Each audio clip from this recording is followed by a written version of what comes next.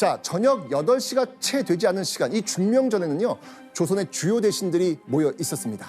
자, 당시 중명전의 분위기 어떤지 한번 보시겠습니다.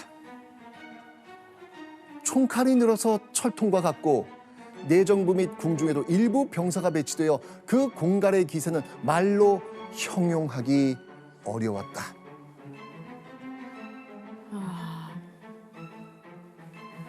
이런 상황에서 조약을 맺자는 얘기를 들으면 어떤 생각이 들 것 같습니까? 그러니까 일단 너무 공포스러울 것 같은 건 확실한 것 그렇죠. 같아요. 너무 공포고, 이거 진짜 어떻게 해야 하지?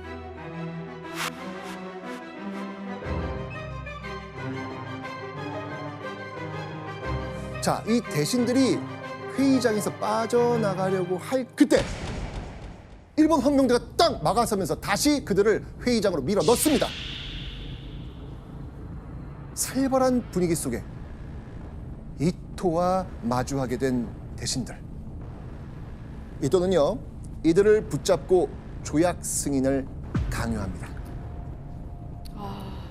자, 이날 밤 이토 히로부미는요, 이 대한제국 대신들을 차례로 부르며 의견을 묻습니다. 먼저 참정 대신 한규설에게 물었죠.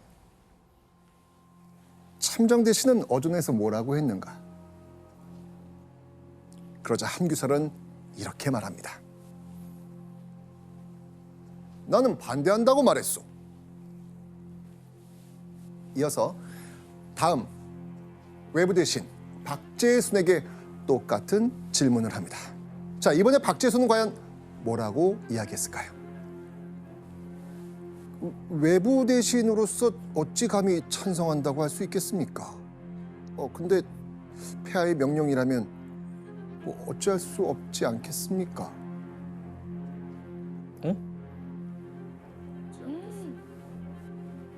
이러지도 저러지도 못한다면서 박재순이 말꼬리를 흐립니다.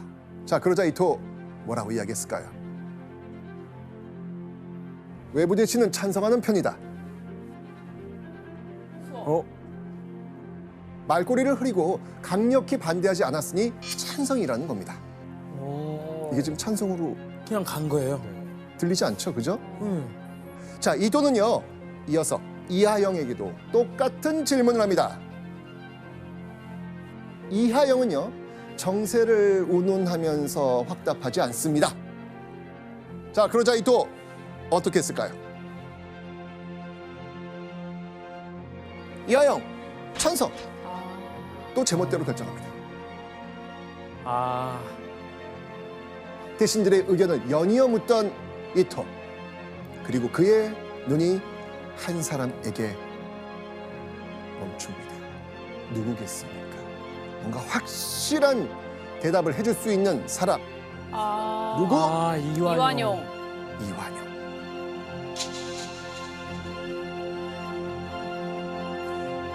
국력이 약한 우리가 일본의 요구를 거절할 수는 없습니다. 체결하는 것이 좋습니다. 이완용은 이토의 기대에 제대로 부응합니다. 이완용의 강력한 찬성. 자, 결국 이런 분위기에 휩쓸린 나머지 3명의 대신도 찬성표를 던집니다. 결국 8명의 대신 중 5명이 찬성합니다.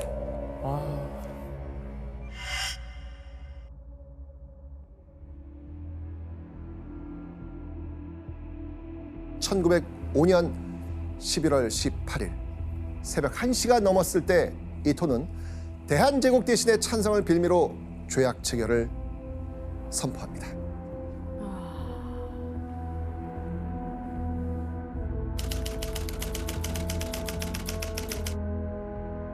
국가 간의 조약에 필요한 적법한 절차를 전혀 지키지 않았기 때문에 무효이고 불법한 조약이라고 할 수 있습니다.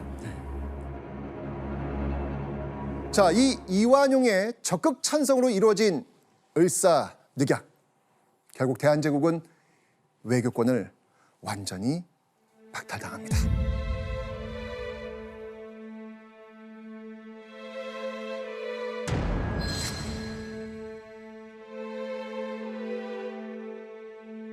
결국 격분한 민중들은요, 조약 파기를 외치면서 황궁 앞으로 몰려옵니다.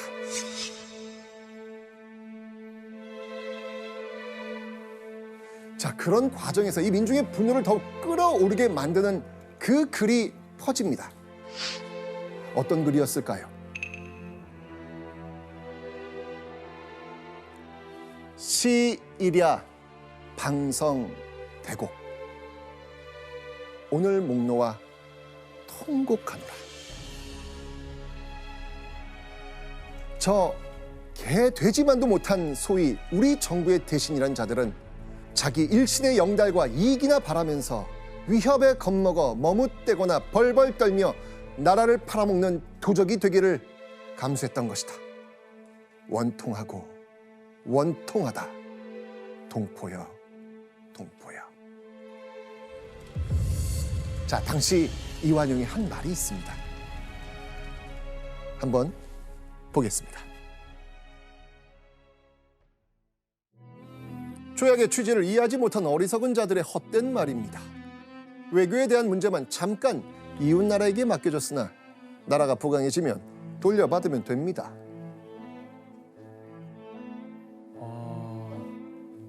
이게 무슨 뜻인가요? 변명이죠 뭐. 그 사람들을 비난하는 거네요. 네, 맞습니다. 바로 자신을 비난하는 사람들은 어리석고 그저 외교 문제만 잠깐 일본에 맡겼을 뿐이라는 겁니다. 문제 없다는 겁니다.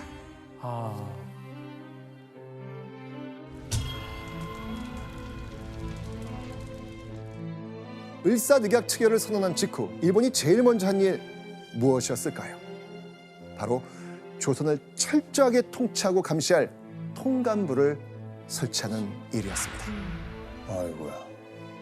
1906년 3월 통감부로 온 초대 통감이 있습니다. 그 사람 누굴까요? 아, 최동아 이토 히로부미. 네. 맞습니다. 바로 이토 히로부미.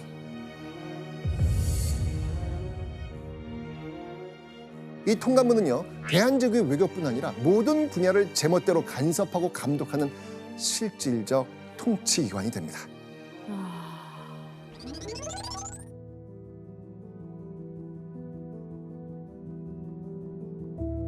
불합리한 상황에 분개하고 정의를 지키기보다는 어쩔 수 없는 상황이라고 합리화하면서 자신의 이익만을 줬던 이완용.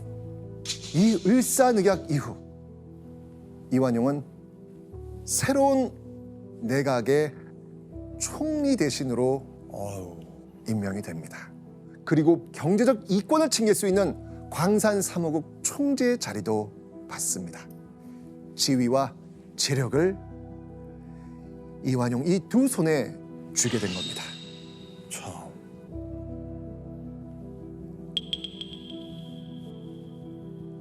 그리고 이완용은요, 이토에게 충격적인 맹세를 합니다.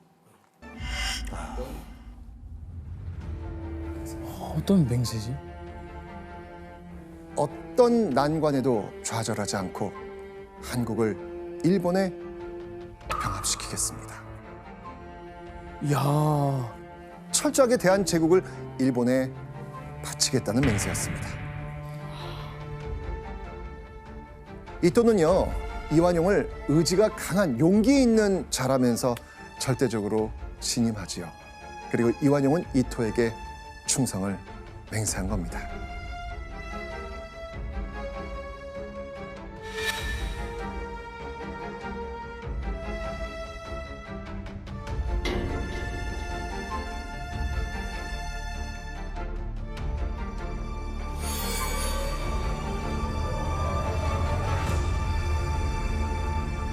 자, 그러던 1907년 이완용이 전혀 예측하지 못한 사건이 터집니다.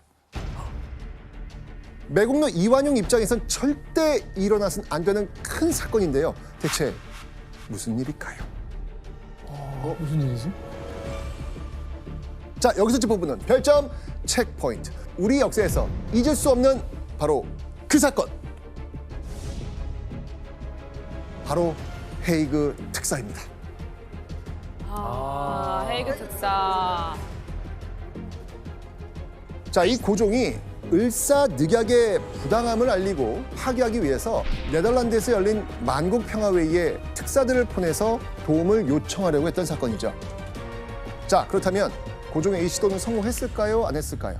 성공하지 못하죠. 못합니다. 예. 일본 때문에. 맞습니다. 일본의 방해로 고종의 특사들은 본 회의장에 들어가 보지도 못합니다.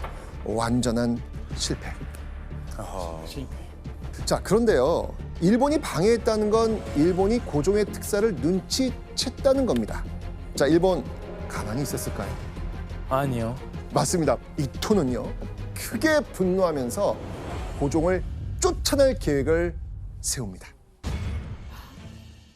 자, 그런 이토가 찾은 자신의 충직한 부하는 누구겠습니까? 이완용. 이완용. 이토는요, 이완용에게 이 일을 수습할 방법을 고종에게 전하라. 이렇게 명령하죠. 고종에게 황제의 자리에서 물러나고 일본으로 가서 일본 천황에게 직접 사과하라는 내용이었습니다. 와. 지옥적이네요. 당연히 안 된다고 했겠죠. 음. 그때 이완용 고종에게 이렇게 소리칩니다. 소리를 쳐요. 네. 폐하께서는 지금이 어떤 세상이라고 생각하십니까? 이렇게 말이죠.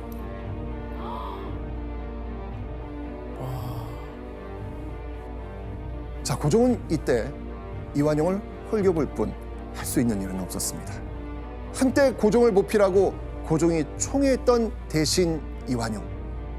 그는 이제 일본의 편에 서서 고종의 목숨마저 위협하는 적이 된 겁니다. 와.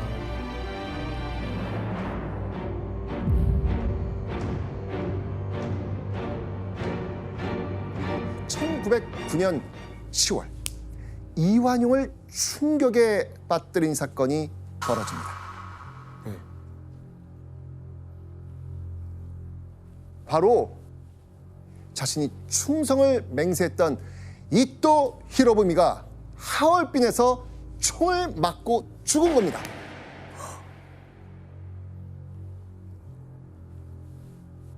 여러분, 누구의 총뿌리가 이토를 향했습니까?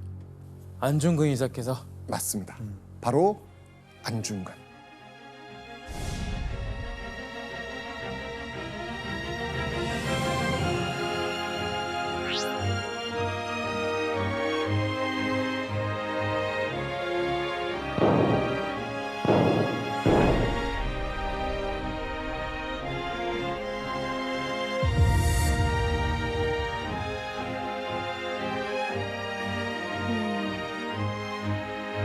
자, 그런데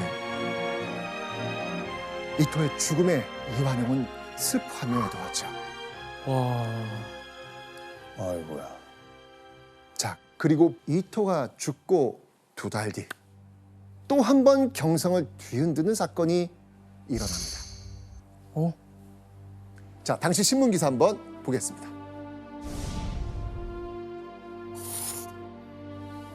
한번 읽어보시죠. 리 총리가 칼 맞아. 자, 리 총리가 칼 맞아가 이완용? 아까 칼 제가 네, 이 총리가 칼 맞았다고 칼을 합니다. 이완용이 맞아. 이완용이 칼 칼을 맞았다고. 맞았다는 거네요. 네, 맞습니다. 바로 총리인 이완용이 칼에 찔려 생사를 오간다는 기사입니다. 아. 한 청년이 이완용의 죄를 벌하겠다면서 그의 목숨을 노린 겁니다. 그 청년의 이름은 이재명. 이재명. 네.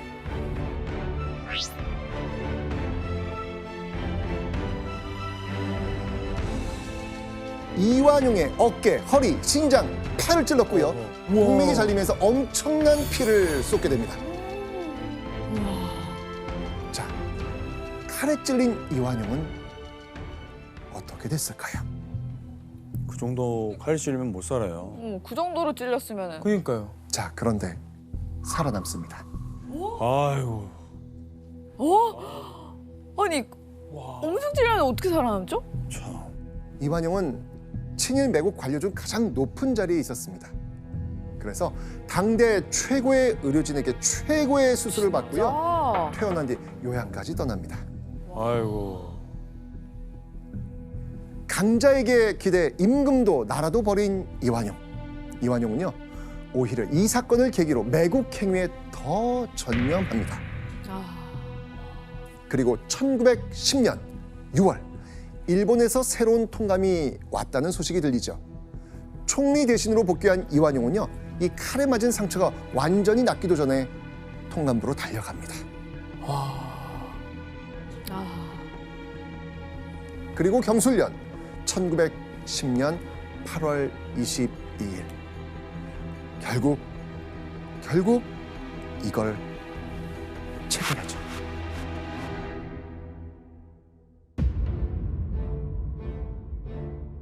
일본과 우리나라를 하나로 만들겠다는 치욕적인 조약, 한일 강제 병합 조약입니다. 이 한일 병합 조약 제1조, 과연 어떤 내용이 올라가 있을까요? 한국 황제 폐하는 한국의 모든 일에 관한 통치권을 완전하고 영구히 일본 황제 폐하에게 양형한다. 그러니까 한국의 모든 결정은 이제 일본 황제가 일본. 하겠다는 겁니다. 와. 이 말도 안 되는 조약, 누가 가장 먼저 제의했을까요? 이완용. 이완용? 그렇죠. 맞습니다. 이완용이 일본 측에 찾아가 먼저 이 조약을 제안했던 겁니다. 이완용의 적극적인 합방 제안에 훗날 일본은 이렇게 말합니다. 그물 속으로 물고기가 뛰어들어온 기분이었다. 와. 그물소. 이로써 이완용은 우리 역사에 씻을 수 없는 매국노로 남게 되었고요.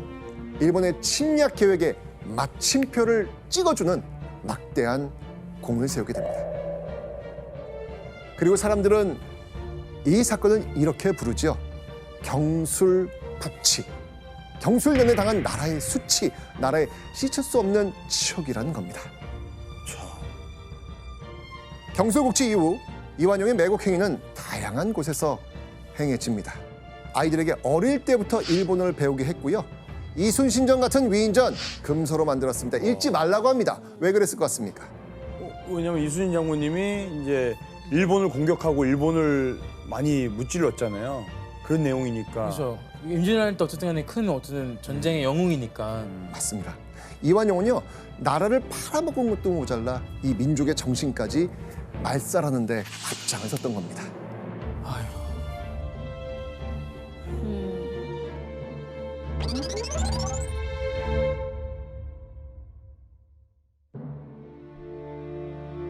당시 일본은요, 매국 인사들의 그 공로에 따라서 자기와 돈을 내립니다.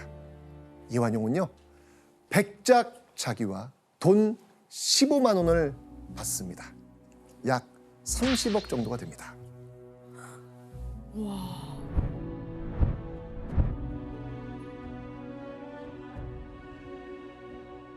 자, 이 부동산을 합치면요, 재산은 더욱더 늘어납니다. 부동산의 크기는요, 여의도의 몇 배나 됩니다. 이완용은요, 1926년 69세의 나이로 세상을 떠납니다. 1,300명의 조문객이 참여한 가운데 장례는 성대하게 치러집니다.